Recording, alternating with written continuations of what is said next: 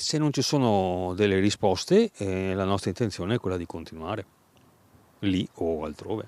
Chi vuol far polemica può continuare a farle. Per me possono venire anche tutte le sere qui sotto il municipio, non è un problema. Botta e risposta a distanza tra Don Kirchner ed il sindaco di Treviso dopo che un gruppo di migranti sgomberati dal Parc dal Negro ha trascorso la notte sotto i portici in via del municipio a 2 passi da Cassugana, con loro 2 sacerdoti, alcuni volontari e membri dell'opposizione. Mario Conte è durissimo, parla di provocazione e strumentalizzazione politica. Non ho visto i parroci andare a dormire nel parcheggio dal Negro in mezzo agli escrementi, in mezzo ai rifiuti, in mezzo alle bottiglie, in mezzo ai cacciaviti, in mezzo a tutta quella sporcizia che abbiamo raccolto. Non ho visto la consigliera Dozzo andare lì a dormire al Parc dal Negro, così come non l'ho vista andare a dormire al parcheggio a Piani, ma ho visto invece un sindaco che con la polizia locale e con Contarina e tutti gli operatori che sono intervenuti hanno sanificato e ridato dignità a un luogo.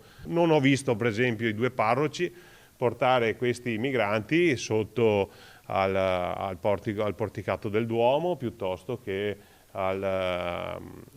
dove c'è il seminario, che ci sono degli spazi. Rincara la dose il capogruppo di Fratelli d'Italia, ricordando i 750.000 euro investiti ogni anno dal Comune per l'accoglienza. Abbiamo investito centinaia di migliaia di euro per l'accoglienza, di più non si può fare, questa amministrazione non è chiamata a fare miracoli, forse per i miracoli sarebbero più adatti quei parroci che erano stanotte.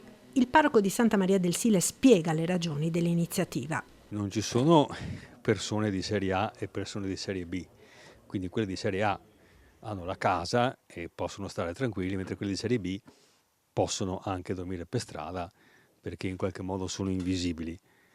Ci siamo spostati dalla loro parte in modo che tutti potessero vederli. Don Kirchner, che ha dormito in strada con Don Filipputti, parroco di San Bartolomeo, sposta la questione sul lavoro da fare per risolvere la situazione, allargando l'impegno e coinvolgendo anche le categorie economiche. Se ci mettiamo insieme come cittadini, come sistema, con le associazioni di categoria, con i sindacati, con Confindustria, con tutti quelli che possono dare una mano, se ci mettiamo insieme probabilmente una soluzione complessiva si può trovare.